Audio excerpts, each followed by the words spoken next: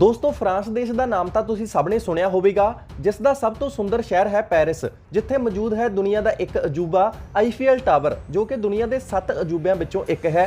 ਦੋਸਤੋ ਇਸ ਟਾਵਰ ਨੂੰ ਸਿੰਬਲ ਆਫ ਲਵ ਵੀ ਕਿਹਾ ਜਾਂਦਾ ਹੈ ਤੇ ਇਸ ਨੂੰ ਦੇਖਣ ਲਈ ਦੁਨੀਆ ਦੇ ਕੋਨੇ-ਕੋਨੇ ਤੋਂ ਲੋਕ ਆਉਂਦੇ ਨੇ। ਪਰ ਇੱਕ ਆਦਮੀ ਇੱਥੇ ਆਇਆ ਸੀ ਇਸ ਟਾਵਰ ਨੂੰ ਦੇਖਣ ਨਹੀਂ, ਬਲਕਿ ਇਸ ਆਈਫੀਐਲ ਟਾਵਰ ਨੂੰ ਵੇਚਣ ਲਈ। ਤੁਹਾਨੂੰ ਇਹ ਗੱਲ ਹੈਰਾਨ ਕਰ ਸਕਦੀ ਹੈ, ਪਰ ਇਹ ਸੱਚ ਹੈ। ਇਸ ਦੇ ਅੱਗੇ ਵਾਲੀ ਗੱਲ ਸੁਣ ਕੇ ਤੁਸੀਂ ਹੋਰ ਵੀ ਹੈਰਾਨ ਹੋ ਜਾਵੋਗੇ, ਕਿਉਂਕਿ ਇਸ ਆਦਮੀ ਨੇ ਇਸ ਟਾਵਰ ਨੂੰ ਇੱਕ ਵਾਰ ਨਹੀਂ ਬਲਕਿ 2 ਵਾਰ ਵੇਚ ਦਿੱਤਾ ਸੀ। ਇਸ ਦੀ ਸਕੀਮ ਹੀ ਇੰਨੀ ਸ਼ਾਨਦਾਰ ਸੀ ਕਿ ਬਸ ਇਸ ਟਾਵਰ ਦੀ ਰਜਿਸਟਰੀ ਹੀ ਹੋਣੀ ਬਾਕੀ ਰਹਿ ਗਈ ਸੀ। ਇਹ ਬਿਲਕੁਲ ਸੱਚ ਹੈ ਤੇ ਕਹਾਣੀ ਦੁਨੀਆ ਦੇ ਸਭ ਤੋਂ ਵੱਡੇ ਠੱਗ ਦੀ ਕਹਾਣੀ ਹੈ, ਜੋ ਤੁਹਾਨੂੰ ਇਸ ਵੀਡੀਓ ਦੇ ਵਿੱਚ ਸੁਣਾਵਾਂਗੇ। ਉਸ ਤੋਂ ਪਹਿਲਾਂ ਇੱਕ ਗੁਜ਼ਾਰਿਸ਼ ਜ਼ਰੂਰ ਕਰਾਂਗੇ ਕਿ ਜੇਕਰ ਤੁਸੀਂ ਇਹੋ ਜਿਹੀਆਂ ਵੀਡੀਓਜ਼ ਦੇਖਣਾ ਚਾਹੁੰਦੇ ਹੋ ਤਾਂ ਸਾਡੇ ਚੈਨਲ ਨੂੰ ਸਬਸਕ੍ਰਾਈਬ ਵੀ ਕਰ ਸਕਦੇ ਹੋ, ਕਿਉਂਕਿ ਇਹੋ ਜਿਹੀਆਂ ਵੀਡੀਓਜ਼ ਅਸੀਂ ਤੁਹਾਡੇ ਲਈ ਲੈ ਕੇ ਆਉਂਦੇ ਰਹਿੰਦੇ ਹਾਂ। ਦੋਸਤੋ ਇਸ ਆਦਮੀ ਨੂੰ ਤੁਸੀਂ ਇਸ ਕਹਾਣੀ ਦਾ ਹੀਰੋ ਕਹੋ ਜਾਂ ਫਿਰ ਵਿਲਨ। ਇਸ ਦਾ ਨਾਮ ਸੀ ਵਿਕਟਰ ਲਸਟਿਗ। ਇਸ ਦੀ ਕਹਾਣੀ ਸ਼ੁਰੂ ਹੁੰਦੀ ਹੈ 1860 ਈਸਵੀ ਤੋਂ, ਜਦੋਂ ਇਸ ਦਾ ਜਨਮ ਹੋਇਆ। ਤੇ ਤੁਹਾਨੂੰ ਦੱਸ ਦਈਏ ਕਿ ਇਸ ਦਾ ਪੜ੍ਹਾਈ ਲਿਖਾਈ ਵਿੱਚ ਕੋਈ ਖਾਸ ਧਿਆਨ ਨਹੀਂ ਸੀ ਤੇ ਸ਼ੁਰੂ ਤੋਂ ਹੀ ਲੋਕਾਂ ਵਿੱਚ ਜਲਦੀ ਹੀ ਘੁਲ ਮਿਲ ਜਾਂਦਾ ਸੀ। ਇਸ ਆਦਮੀ ਨੂੰ ਭੇਸ ਬਦਲਣ ਦਾ ਵੀ ਪੂਰਾ ਗਿਆਨ ਸੀ ਤੇ ਲੋਕਾਂ ਤੋਂ ਉਹਨਾਂ ਦੀ ਪਰਸਨਲ ਜਾਣਕਾਰੀ ਲੈ ਕੇ ਉਹਨਾਂ ਵਿਰੁੱਧ ਸਾਜ਼ਿਸ਼ ਦੀ ਤਿਆਰੀ ਵੀ ਕਰ ਲੈਂਦਾ ਸੀ। ਇਸ ਦਾ ਦਿਮਾਗ ਇੰਨਾ ਸ਼ਾਤਰ ਸੀ ਕਿ ਕਿਹਾ ਜਾਂਦਾ ਹੈ ਕਿ ਇਸ ਦਾ ਅਸਲੀ ਨਾਮ ਵੀ ਵਿਕਟਰ ਲਸਟਿਗ ਨਹੀਂ ਸੀ, ਕਿਉਂਕਿ ਇਸ ਨੇ ਆਈਫੀਐਲ ਟਾਵਰ ਵੇਚਣ ਲਈ ਹੀ ਆਪਣਾ ਨਾਮ ਵਿਕਟਰ ਰੱਖਿਆ ਸੀ, ਜਿਸ ਤੋਂ ਬਾਅਦ ਇਹ ਇਸੇ ਹੀ ਨਾਂ ਨਾਲ ਮਸ਼ਹੂਰ ਹੋ ਗਿਆ। ਇਹ ਆਪਣੇ ਪਿਤਾ ਬਾਰੇ ਵੀ ਕਹਿੰਦਾ ਸੀ ਕਿ ਉਹ ਵੱਡੇ ਕਾਰੋਬਾਰੀ ਨੇ ਤੇ ਕਦੇ ਕਹਿੰਦਾ ਸੀ ਉਹ ਕਿਸੇ ਵੱਡੇ ਸ਼ਹਿਰ ਦੇ ਮੇਅਰ ਨੇ, ਪਰ FBI ਦੇ ਮੁਤਾਬਕ ਉਸ ਦੇ ਪਿਤਾ ਇੱਕ ਕਿਸਾਨ ਸੀ। ਦੋਸਤੋ ਵਿਕਟਰ ਲਸਟਿਗ ਕੋਲ 1 ਦਰਜਨ ਪਾਸਪੋਰਟ ਸੀ, ਜਿਸ ਨਾਲ ਉਹ ਆਪਣੀ ਪਹਿਚਾਣ ਛੁਪਾਉਂਦਾ ਸੀ ਤੇ ਹਰ ਰੋਜ਼ ਵੱਡਾ ਠੱਗ ਬਣਨ ਦੀ ਰਾਹ ਤੇ ਵੱਧ ਰਿਹਾ ਸੀ। ਛੋਟੀਆਂ-ਮੋਟੀਆਂ ਚੋਰੀਆਂ ਤਾਂ ਉਸਨੇ ਬਹੁਤ ਕੀਤੀਆਂ ਸੀ, ਪਰ ਵੱਡੀ ਸਫਲਤਾ ਉਦੋਂ ਮਿਲੀ ਜਦੋਂ ਇੱਕ ਵਾਰ ਇਸ ਆਦਮੀ ਨੇ ਕਿਸੇ ਵਪਾਰੀ ਨੂੰ ਨੋਟ ਬਣਾਉਣ ਵਾਲੀ ਮਸ਼ੀਨ ਹੀ ਵੇਚ ਦਿੱਤੀ। ਇੱਕ ਲੱਕੜੀ ਦਾ ਬਕਸਾ ਇਸ ਦੇ ਕੋਲ ਸੀ ਤੇ ਇਸਨੇ ਕੁਝ ਅਜਿਹੇ ਤਰੀਕੇ ਦਾ ਢਾਂਚਾ ਉਸ ਬਕਸੇ ਵਿੱਚ ਬਣਾ ਦਿੱਤਾ ਕਿ ਇੰਜ ਲੱਗੇ ਕਿ ਇਹ ਮਸ਼ੀਨ ਰੇਡੀਅਮ ਦਾ ਇਸਤੇਮਾਲ ਕਰਕੇ ਨੋਟ ਛਾਪ ਸਕਦੀ ਹੈ। ਤੇ ਵਿਕਟਰ ਨੇ ਪਹਿਲਾਂ ਹੀ ਉਸ ਬਕਸੇ ਵਿੱਚ ਕੁਝ ਨੋਟ ਰੱਖ ਦਿੱਤੇ ਸੀ ਤੇ ਉਹ ਆਪਣੇ ਆਪ ਉਸ ਵਪਾਰੀ ਨੂੰ ਕਿਸੇ ਤਰੀਕੇ ਨਾਲ ਨੋਟ ਕੱਢ ਕੇ ਵੀ ਵਿਖਾਉਣ ਲੱਗਾ, ਜਿਸ ਤੋਂ ਬਾਅਦ ਉਸ ਵਪਾਰੀ ਨੇ ਇਸ ਮਸ਼ੀਨ ਨੂੰ ਪੂਰੇ $30,000 ਵਿੱਚ ਖਰੀਦ ਲਿਆ। ਪਰ ਜਦੋਂ ਉਸ ਨੂੰ ਆਪਣੀ ਮੂਰਖਤਾ ਦਾ ਪਤਾ ਲੱਗਿਆ ਕਿ ਉਹ ਠੱਗੀ ਦਾ ਸ਼ਿਕਾਰ ਹੋ ਚੁੱਕਿਆ ਹੈ ਤਾਂ ਉਸਨੇ ਕਿਸੇ ਨੂੰ ਨਹੀਂ ਦੱਸਿਆ ਕਿ ਕਿਤੇ ਉਸ ਦਾ ਮਜ਼ਾਕ ਵੀ ਨਾ ਬਣ ਜਾਵੇ। 1925 ਵਿੱਚ ਉਹ ਪੈਰਿਸ ਆ ਗਿਆ, ਕਿਉਂਕਿ ਕੈਨੇਡਾ ਅਮਰੀਕਾ ਦੀ ਪੁਲਿਸ ਉਸ ਦਾ ਪਿੱਛਾ ਕੁੱਤਿਆਂ ਵਾਂਗ ਕਰ ਰਹੀ ਸੀ।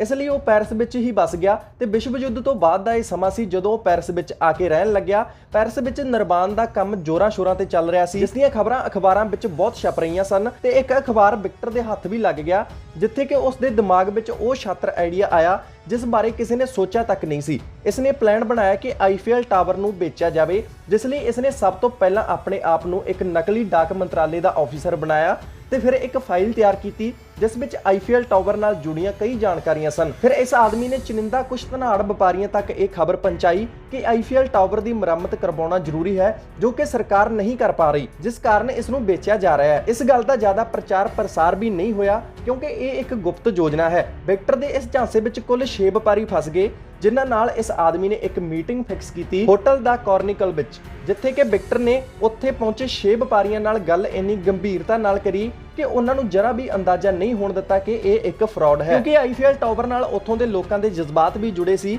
ਤਾਂ ਮੀਟਿੰਗ ਖਤਮ ਹੋਣ ਤੋਂ ਬਾਅਦ ਉਹ ਆਪਣੇ ਸ਼ਿਕਾਰ ਦੀ ਉਡੀਕ ਕਰਨ ਲੱਗਾ ਤੇ ਕੁਝ ਦਿਨ ਬਾਅਦ ਹੀ ਉਸ ਨੂੰ ਇੱਕ ਕਾਲ ਵੀ ਆ ਗਈ, ਜਿੱਥੇ ਇੱਕ ਵਪਾਰੀ ਨੇ ਕਿਹਾ ਕਿ ਅਸੀਂ ਇਹ ਟਾਵਰ ਖਰੀਦਣਾ ਚਾਹੁੰਦੇ ਹਾਂ। ਫਿਰ ਵਿਕਟਰ ਨੇ ਇਹਨਾਂ ਸੁਣਦੇ ਹੀ ਉਸ ਤੋਂ ਰਿਸ਼ਵਤ ਮੰਗੀ ਤਾਂ ਕਿ ਉਸ ਵਪਾਰੀ ਨੂੰ ਬਿਲਕੁਲ ਯਕੀਨ ਹੋ ਜਾਵੇ ਕਿ ਅਕਸਰ ਸਰਕਾਰੀ ਮੁਲਾਜ਼ਮ ਵੱਡੇ ਟੈਂਡਰਾਂ ਲਈ ਰਿਸ਼ਵਤ ਮੰਗਦੇ ਨੇ। ਤੇ ਫਿਰ ਕੀ ਸੀ, ਉਸ ਵਪਾਰੀ ਨੇ ਵੱਡੀ ਰਕਮ ਵਿਕਟਰ ਤੱਕ ਪਹੁੰਚਾ ਦਿੱਤੀ, ਜਿਸ ਨੂੰ ਨਾਲ ਲੈ ਕੇ ਵਿਕਟਰ ਰਾਤੋਂ ਰਾਤ ਫਰਾਰ ਹੋ ਗਿਆ।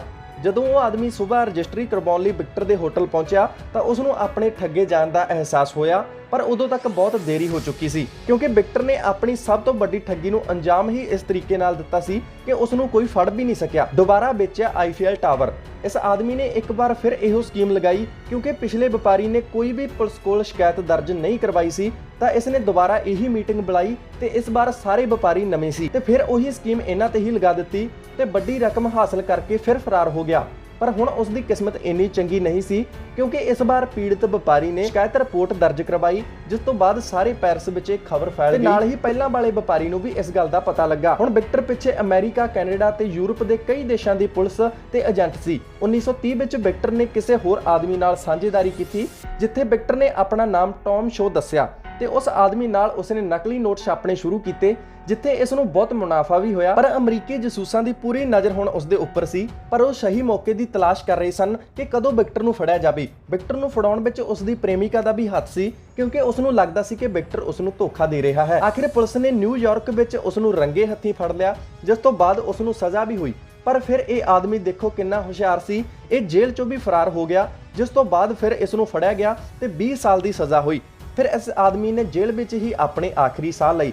ਦੋਸਤੋ, ਤੁਹਾਨੂੰ ਕੀ ਲੱਗਦਾ ਹੈ ਕਿ ਇਸ ਆਦਮੀ ਤੇ ਇੱਕ ਫਿਲਮ ਬਣਨੀ ਚਾਹੀਦੀ ਹੈ ਕਿ ਨਹੀਂ? ਤੇ ਦੋਸਤੋ, ਇਸ ਆਦਮੀ ਤੇ ਕੋਈ ਫਿਲਮ ਬਣੇ ਜਾਂ ਨਾ ਬਣੇ, ਪਰ ਸਾਡੇ ਚੈਨਲ ਤੇ ਤੁਹਾਨੂੰ ਇਸ ਤਰ੍ਹਾਂ ਦੀਆਂ ਮਜ਼ੇਦਾਰ ਵੀਡੀਓਜ਼ ਹਮੇਸ਼ਾ ਮਿਲਦੀਆਂ ਰਹਿਣਗੀਆਂ। ਇਸ ਲਈ ਅਸੀਂ ਗੁਜ਼ਾਰਿਸ਼ ਕਰਦੇ ਹਾਂ ਕਿ ਜੇਕਰ ਤੁਸੀਂ ਇਹੋ ਜਿਹੀਆਂ ਵੀਡੀਓਜ਼ ਦੇਖਣਾ ਚਾਹੁੰਦੇ ਹੋ ਤਾਂ ਤੁਸੀਂ ਸਾਡੇ ਚੈਨਲ ਨੂੰ ਸਬਸਕ੍ਰਾਈਬ ਜ਼ਰੂਰ ਕਰੋ